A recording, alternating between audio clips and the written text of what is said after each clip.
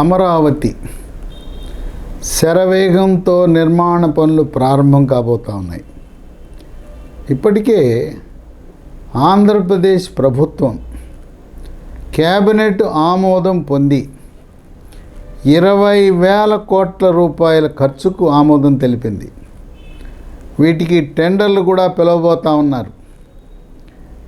సంక్రాంతి పండగ ప్రారంభమయ్యే సమయానికి సంక్రాంతి సంబరాలు ముగవగానే అమరావతి నగరంలో పనులు శరవేగంతో యమా స్పీడ్తో ప్రారంభం కాబోతూ ఉన్నాయి.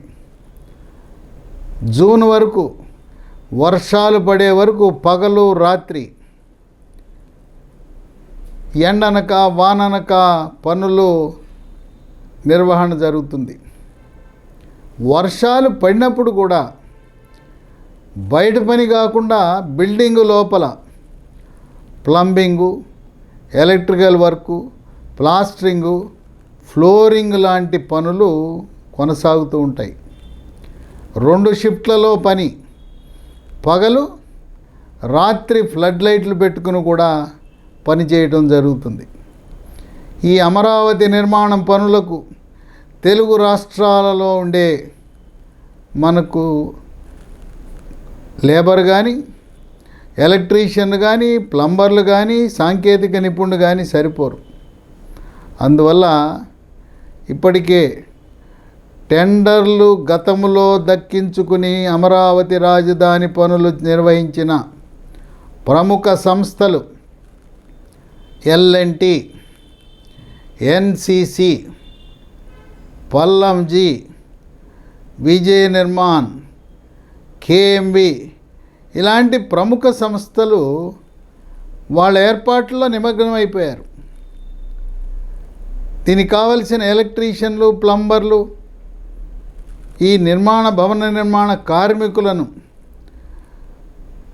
ఉత్తరాది నుంచి బీహారు, ఉత్తరప్రదేశ్, పశ్చిమ బెంగాల్, ఒరిస్సా, జార్ఖండ్ ఆ రాష్ట్రాలను తరలించి ఇక్కడే తాత్కాలిక వసతిని ఏర్పాటు చేయడానికి రంగం సిద్ధం చేసుకున్నారు. అట్లాగే ఈ క్రషర్ల నుంచి స్టోన్ చాలా అవసరం. దానికోసకు ఈ ప్రముఖ కంపెనీలు ఇప్పటికే క్వారీలు, క్రషర్లు వాటి ఏర్పాట్లు చేసుకున్నారు. సిమెంట్ కంపెనీలకు ముందస్తుగా ఆర్డర్లు బుక్ చేశారు. ఇక ఇసుక ప్రభుత్వం చేతిలో ఉన్నది. ప్రభుత్వం ధారాళంగా ఇసుక సరఫరా చేస్తుంది. ఇక స్టీలు, ఇనుము సరఫరా కూడా ఎటువంటి అడ్డంకులు ఉండబోవు. ఈ విధంగా ఎవరూ ఊహించని రీతిలో అవివేకంతో, అజ్ఞానంతో ఆనాటి ముఖ్యమంత్రి జగన్మోహన్ రెడ్డి అమరావతిని ఒక శ్మశాన వాటికతో పోల్చాడు. ఆయన సచివాలయానికి వెళ్ళేటప్పుడు రైతుల ముఖాలు చూడలేక, వాళ్ళ నిరసనలు చూడలేక పరదాలు కట్టుకుని పరదాల మధ్యలో ప్రయాణం చేశాడు ఆనాటి ముఖ్యమంత్రి జగన్మోహన్ రెడ్డి. అవివేకంతో ఒక స్ప్రింగ్ మీద కాలు పెట్టి తొక్కాడు జగన్మోహన్ రెడ్డి.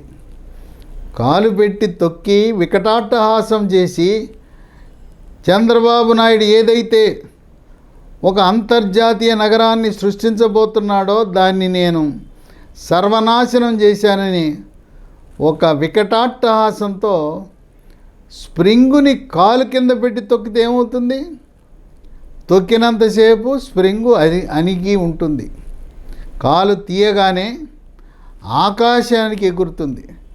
అదేవిధంగా ఈరోజు చంద్రబాబు నాయుడు ముఖ్యమంత్రి అయిన తరువాత ఊహించని రీతిలో అమరావతి నిర్మాణాలు శరవేగంతో కొనసాగుతున్నాయి. ఎవ్వరూ ఆపలేరు. ఈ అమరావతి రాజధానిని ఎవరు మార్చలేరు.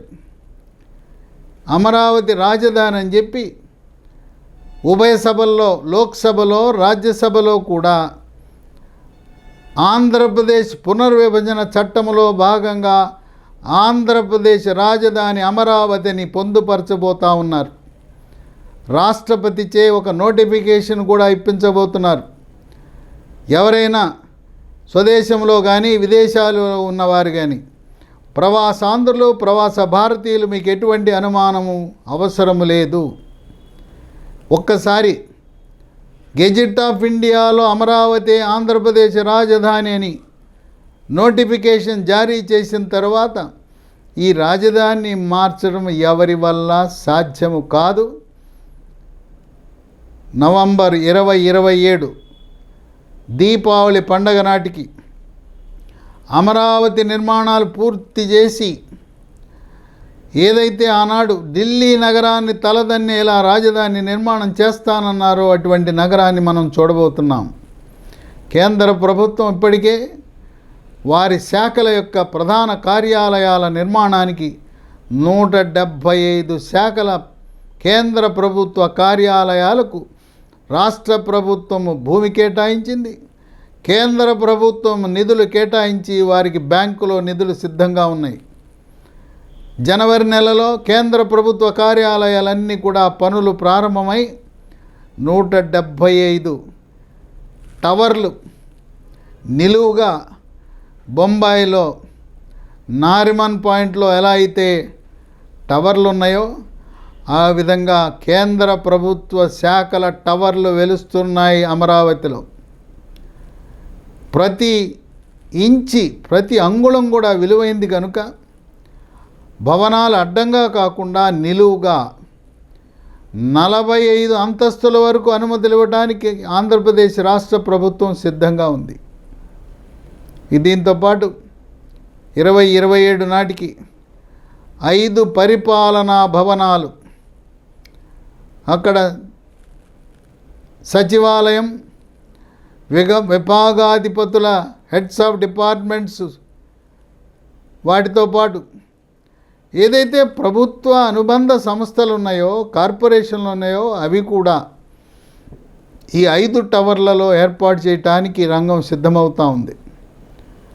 ముఖ్యమంత్రి పరిపాలన నిర్వహించే టవర్లో అక్కడే పై అంతస్తులో హెలిప్యాడ్ కూడా నిర్మాణం చేసి ముఖ్యమంత్రి సామాన్య పౌరులకు ఎటువంటి ట్రాఫిక్ ఇబ్బందులు కల్పించకుండా ఆయన ప్రయాణం ఇంటి నుంచి సచివాలయానికి ప్రతిరోజు హెలికాప్టర్లో రావటం వల్ల ప్రజలకు ఎటువంటి అసౌకర్యము కలగదు.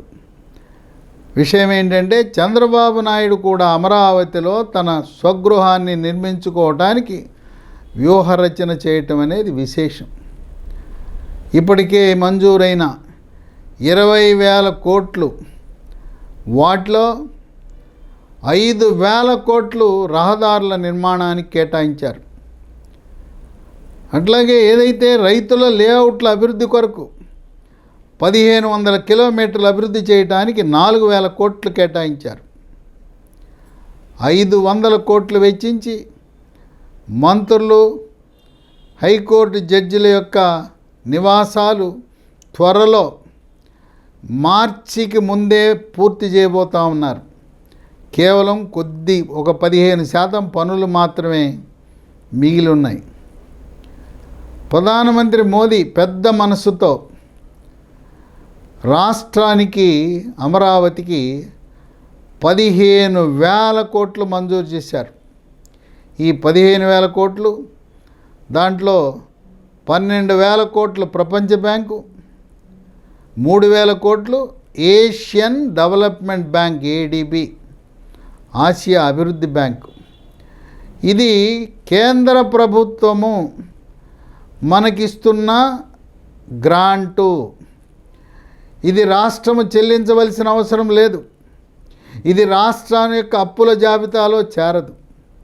అంటే పెద్ద మనసుతో ప్రధాని 15,000 కోట్లు ఒక్క ఆర్థిక సంవత్సరంలో ఇవ్వటం అనేది ఇంతవరకు జరగలేదు, జరగదు, నభూతో నభవిష్యత్ అనే విధంగా రాష్ట్రానికి ఎటువంటి ఆర్థిక భారం లేకుండా మనకి ఇవ్వటం విశేషం. దీనికి తోడు మరొక 16,000 కోట్లు. దీంట్లో హడ్కో, కేంద్ర ప్రభుత్వ అధీనములో ఉండే సంస్థ, జర్మనీలో ఉండే ఒక బ్యాంకు, హడ్కో 11,000 కోట్లు, జర్మనీ బ్యాంకు 5,000 కోట్లు, 16,000 కోట్లు. అది కూడా మంజూరైంది. విశేషం ఏంటంటే కేంద్ర ప్రభుత్వం ఇచ్చిన 15,000 కోట్లు, మనం ఆంధ్రప్రదేశ్ రాష్ట్రం అప్పుగా తెచ్చుకుంటున్న అడ్కో నుంచి 16,000 కోట్లు, ఈ 31,000 కోట్లు కూడా సిఆర్డిఏ ఖాతాలో జమ అయినాయి.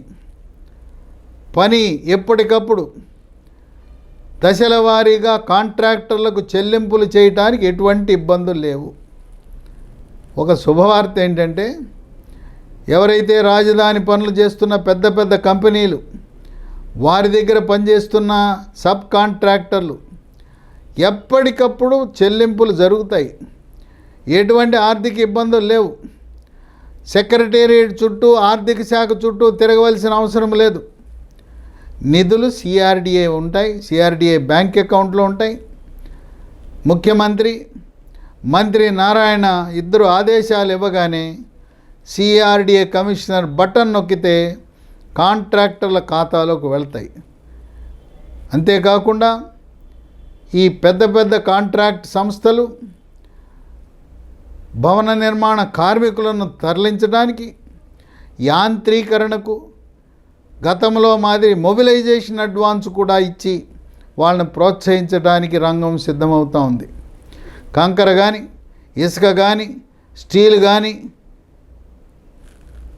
ఏది సిమెంట్ కానీ కొరత లేకుండా ఆంధ్రప్రదేశ్ ప్రభుత్వం ఎప్పటికప్పుడు చర్యలు తీసుకుని శరవేగంతో భవన నిర్మాణాలు పూర్తి కావాలనే సంకల్పంతో ముందుకు సాగుతూ ఉంది. రోడ్లు, భవనాలే కాదు, మంచినీటి సరఫరా, దాంతోపాటు మురుగునీరు, డ్రైనేజీ సదుపాయం, ఇవన్నీ కూడా సమాంతరంగా పనులు జరుగుతాయి. ఇంకొక ఆలోచన చంద్రబాబు నాయుడు గారికి, విజయవాడ ప్రకాశం బ్యారేజ్ నుంచి మంచినీటిని అమరావతికి తీసుకువెళ్ళాలంటే అది గ్రావిటీ ద్వారా సాధ్యపడకపోవచ్చు, పంపింగ్ చేయవలసి ఉంటుంది. అందువల్ల వైకుంఠాపురము దగ్గర ప్రకాశం బ్యారేజీ లాంటి మరొక బ్యారేజీని 3,000 కోట్లతో నిర్మాణం చేయటము ద్వారా రైతులకు మేలు. రైతులు ఇక్కడ మనం ప్రకాశం బ్యారేజ్ దగ్గర గరిష్టంగా 3 టీఎంసీల నీరును మాత్రమే నిల్వ చేయగలం. వైకుంఠాపురం దగ్గర బ్యారేజ్ కడితే అక్కడ 25 టీఎంసీల నీరు నిల్వ చేయడానికి అవకాశం ఉంటుంది. అక్కడ పెద్ద పెద్ద వాగులు,